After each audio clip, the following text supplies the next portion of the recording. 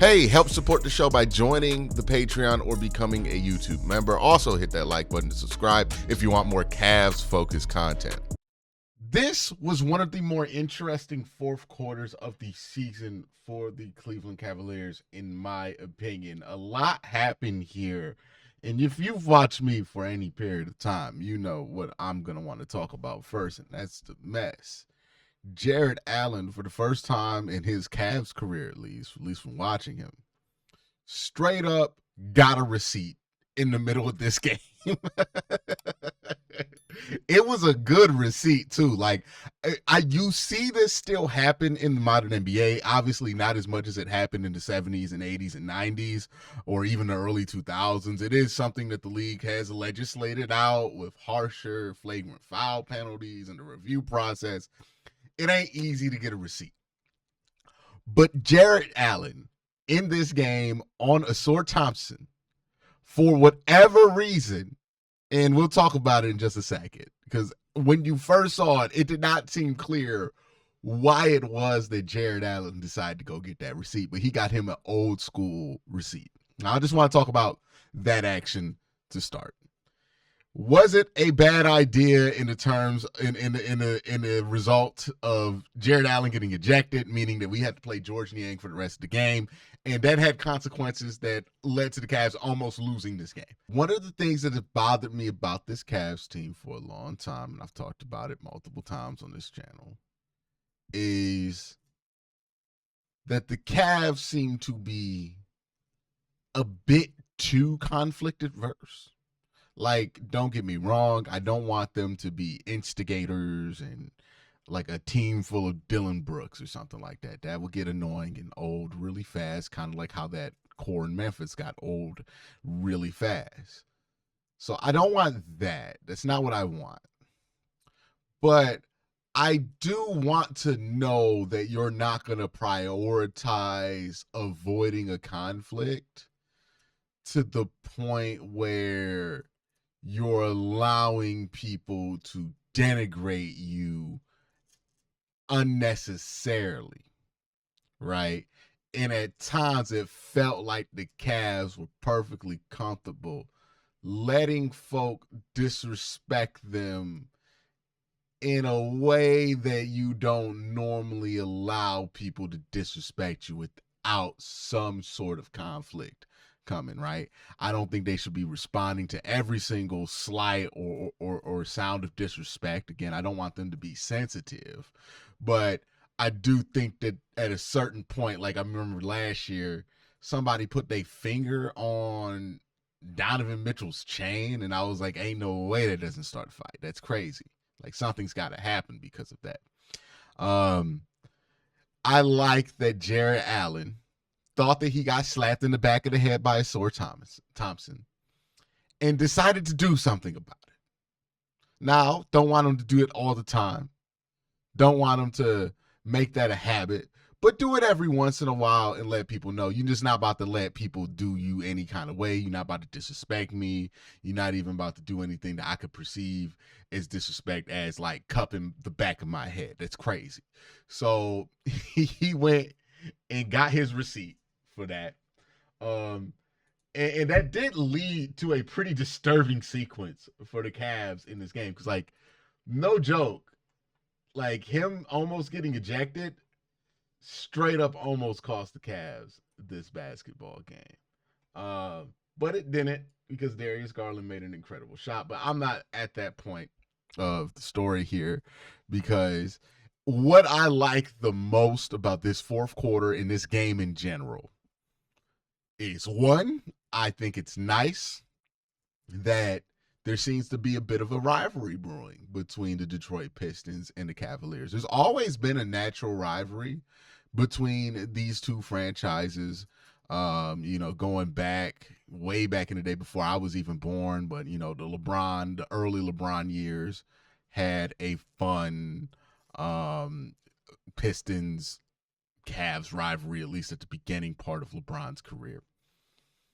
And now that the Pistons aren't terrible, they're also coached by the Cavs' former coach.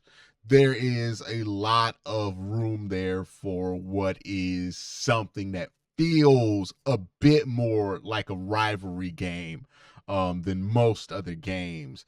And I do enjoy that about that being a part of the Cavs schedule and a part of the Cavs story here. So yeah, there was some chippiness in this game, right? Darius Garland smacks that game 1-3, and he just straight up points at somebody in a very disrespectful manner.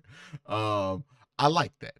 I like that they feel like a team that has something to prove, but at the same time, this doesn't feel like a team that's insecure, right? Like sometimes a team or a player could have something to prove, especially when it comes to like this weird little toughness area that people have kind of pushed the Cavs into, and that could lead people to do really stupid things, right? I don't think that's where the Cavs are. I think the Cavs have something to prove, and they're willing to prove it. And sometimes it's going to be by a certain physicality. I think that Jarrett Allen, the last two games, has done a great job of that, right? Like I thought he was plenty physical versus Boston. Really kept the Cavs in that game for multiple stretches, and you love to see that, right? You want to see that same kind of energy eventually from Evan Mobley. I love seeing that from Darius Garland. Like again, I don't want this team to be so wrapped up in being conflict averse that they avoid conflict to the point where it affects them negatively. And I think that's happened in the past where teams would antagonize the Cleveland Cavaliers to a point to where the Cavs would struggle to respond because they were just so uncomfortable with the idea of a confrontation. So I like how the Cavs handled that. They almost lost this game in the fourth quarter as well. This was like a 10-point lead or an 8 or 9 point lead after all of the foul shots. After Jarrett Allen got ejected, and it was tied with 5 seconds left. So the Cavs did not do a great job of closing out. And I think there's a couple of reasons there. We're at the part of the season where we can start to be critical of some things about this Cavs team. The inbound stuff is still not great. I don't know why it is, but it does not feel like we get enough separation on our inbound sets. And sometimes that includes when we're just inbounding the ball, like from the baseline to initiate a play. But a lot of times it's the half court stuff that I find just is not working the way that it's intended. So I don't know what that is. Another thing, the George Niang minutes, man. Like I know the trade deadline's tomorrow. I don't know if the Cavs are going to be able to pull that off, especially with how poorly Karis LeVert has played as of recently. Given that he's going to be a huge part of whatever trade package you can throw together. But again, Karas's value is more as him being an expiring contract in a trade, more than it is the value that he provides as a player.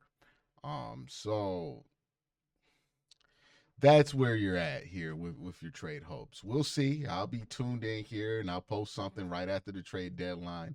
Hopefully we get good news on that front. But even if you can't get somebody in the trade deadline, we really got to figure out a way that we're not giving George Niang 20 minutes a game because it's a problem, man. Like it's just not working out. And look, every once in a while, George has it. Not even every once in a while. George will have games where he makes you think that this is something that could work out, and maybe the Cavs should try this out more. But more often than not, when they play elite teams, we keep coming back to the fact that George Niang is out here, and he's not hooping, and he's your backup four, and you have no wings, and that's starting to become a problem. He's not a good rebounder. He's an inconsistent shot maker, and then he shoots too many shots at times. We gotta get somebody else out there now. If you don't want Kevin Love, cool, whatever. But like, again, gotta get somebody who can be a stretch big, so somebody who can run a little bit and space shooting the three. I heard somebody suggest Tristan Thompson. I'm not a big fan of that because Tristan you get new problems when you put Tristan Thompson out there instead of George Niang, right? Yeah, you'll rebound better, but then your spacing goes to absolute shit. So you have to have somebody who can space, and George Niang can space. He's a legit 3-point shooter. The problem is he's a terrible rebounder. And it doesn't matter as much that he's not a great perimeter defender because you're not asking him to be, but you gotta figure out something there, right?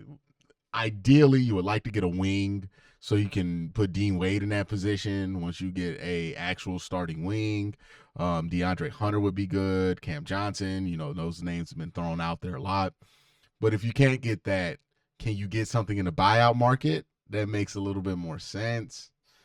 I don't know, but you gotta do something here, right? Because we'll get through the first couple rounds maybe with George Niang playing serious minutes with this team, but it's going to be tough to get past Boston like that.